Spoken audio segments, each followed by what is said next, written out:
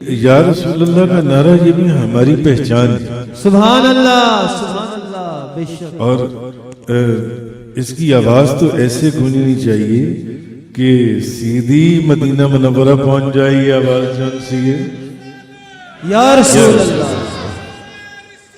یا رسول اللہ، یا رسول اللہ۔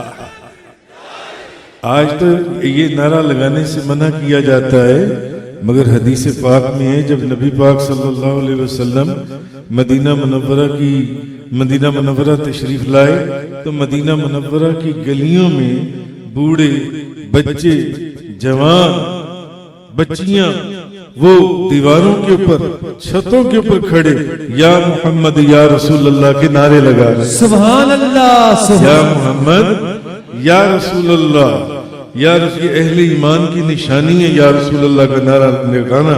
امام بخاری فرماتے ہیں ایک صحابی جن کا پاؤں خراب ہو گیا، ان کا پاؤں سوج گیا یا کوئی بیمار ہو گیا، وہ سن ہو گیا، وہ پاؤں ٹھیک نہیں ہوتا تھا، ان کو ایک دوسرے صحابی نے کہا کہ سنو تم ایسا کرو، تمہیں جس سے سب سے زیادہ محبت ہے نا اس کو پکارو۔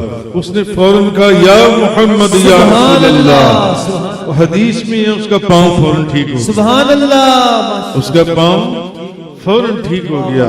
تو یہ نعرہ تو ہماری نشانی ہے، یہ ہماری جان ہے، یہ ہمارا ایمان ہے۔